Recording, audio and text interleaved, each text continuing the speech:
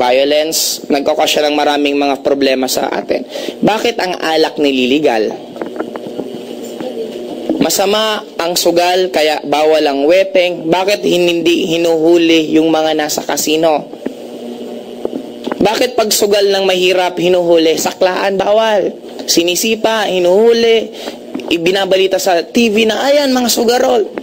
Bakit hindi man lang nila pasukin yung kasino dyan? Ang daming pwedeng source ng income maliban sa ang tao sadyang gawin mong sugarol. Ayusin lang, una, yung pagkokolekta ng tamang buwis. Sino lang nagbabayad ng buwis ng tama? Empleyado. Bago mo makuha yung sweldo mo, tanggal na yung buwis. Ang negosyante, hindi. Na paglalaroan pa sometimes. Ang daming pwedeng way. And ito din, baka sabihin nyo, kasi ang gobyerno natin corrupt, guys. Before you tell them na corrupt, make it sure na tuwing election hindi ka nang hihingi ng pera. Kasi ang problema, malay mo, sa atin din nag-start. May tatakbong politiko, hindi pa nga nakakaupo, ang dami nang humihingi. Pahingi, nagkasakit ako, wala akong pamasahe, wala akong ganito. Pag hindi ka binigyan, magagalit ka pa sa politiko. Ay, napakakuripot na, hindi ko yan iboboto. Tapos, do you think pag nanalo siya, babawi sila? Hindi, of course, babawi yon. Kaya start natin sana ang change sa atin, hindi sa ibang tao, hindi sa gobyerno, hindi kung saan sa atin. Bakit kailangan ang tao sadyang gawing mahirap? Kasi madali kang makontrol lahat dito.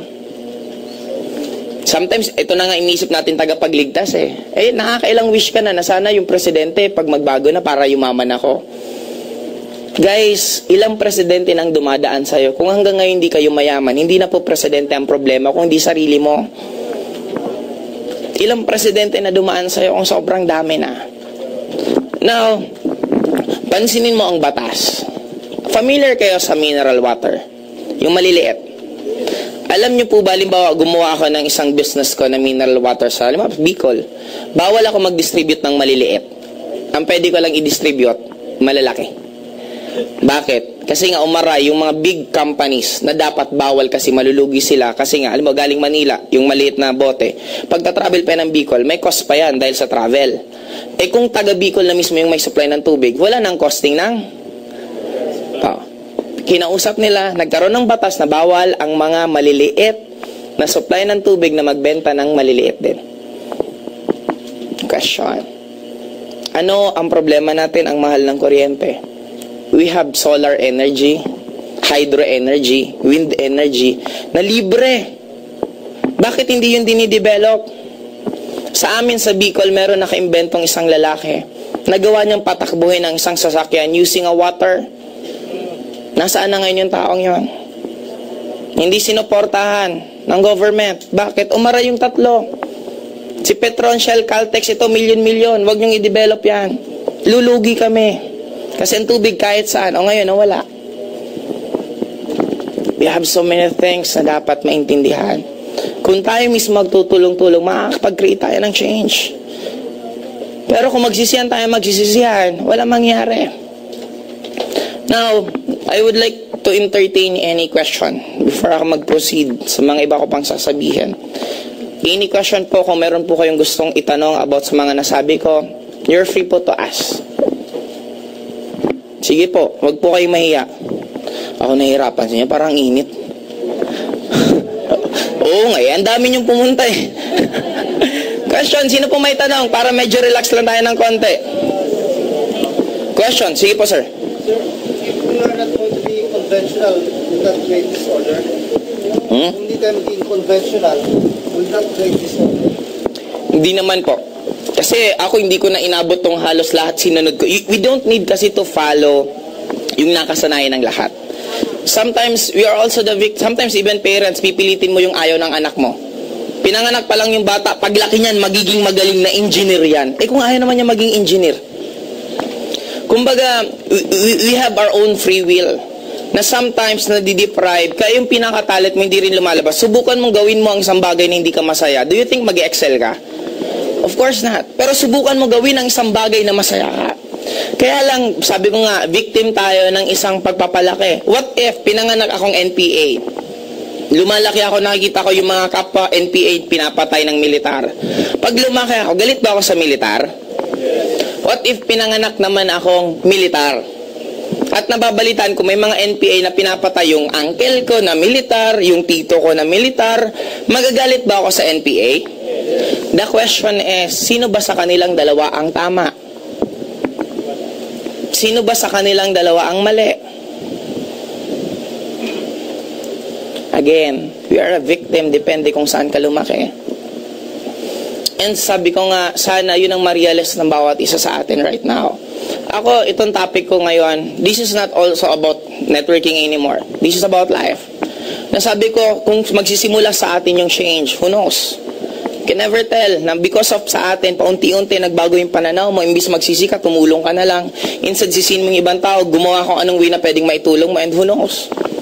Dahil sa paglaki ng paglaki natin, maging malakas ang impact natin sa bawat isa.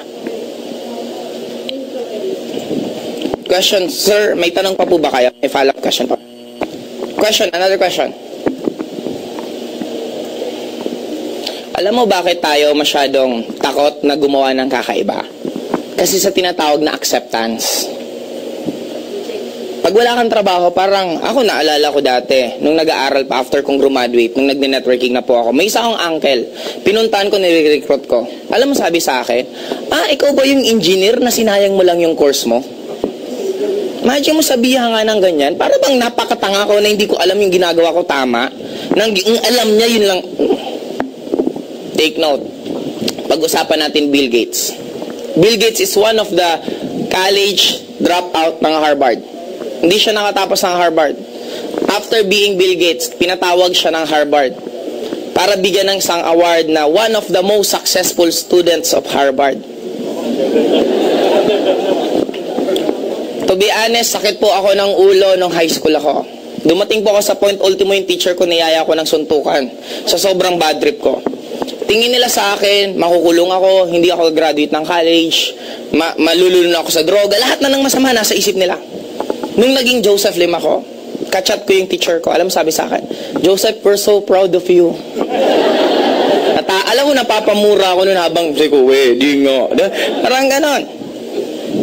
And sometimes, they don't care, but on the end of the day, they don't care kung sino ka after mong yung grades mo. Ang pinaka-importante na yung success mo. Subukan mong mangutang sa bangko, tinatanong ba kung flat 1 ka? Tinatanong ba perfect mo ba yung history? Perfect mo ba yung accounting? No! They don't care about your grades. They only care, meron ka bang pwedeng isang la kung uutang ka sa amin? Anong pwede mong biro ko nga po isa pa, one form. Ito, ano na lang, teaser ko lang po ulit sa inyo kasi medyo mahaba po ang itatopic ko po yung iba. Sometimes, ako may question ako pagdating sa kinakasal. Ano ang tanong ng pare sa mag-ikakasal? Ikaw, lalaki, babae, tinatanggap mo ba yung lalaking to sa hirap at ginawa, bla bla bla bla. Bakit pag mangungutang ka ng motor, sinisi-CI ka? Utang ka ng motor, kaya mo ba magbayad? Magkano ba ang income mo per month? Ito bang bahay nyo talaga? Tutok-tok pa yung bahay mo kung talagang totoo yung bahay mo. Kasi di ba, mali mo, kung mga tabla-tabla yung after mangutang, nawala ka na. Di ba, ganang pag-CCI. After mapatunayan na kaya mong magbayad ng motor, papahiramin ka, papautangin ka. Tama, mali? Bakit sa kinakasal, hindi man lang tinatanong, ikaw lalaki, kaya bang buhayin to? May pera ba kayo na sapat na income para bumuhay ng isang pamilya? Yung motor na hindi buhay, pinapahalagahan. Yung tao na buhay ang pinag-uusapan, hindi pinapahalagahan.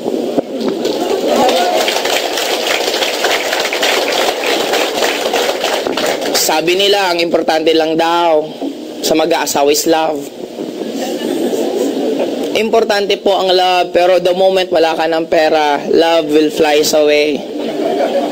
Doon na po yung gulo ng pamilya. Doon na po ang daming nangyayari. Guys, sabi ko nga, ang dami pong sadya tayo, sinasadya tayong gawing bobo pagdating sa pera. And ang dami pong example.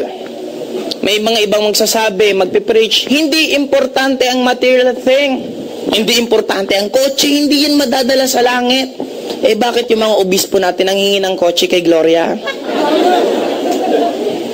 Hindi mga ordinaryong kotse. May Montero. Di ba yung mga ganun, ng high-end pa. Tapos, sometimes they're going to preach na hindi importante yung mga ganun. parang may malaking question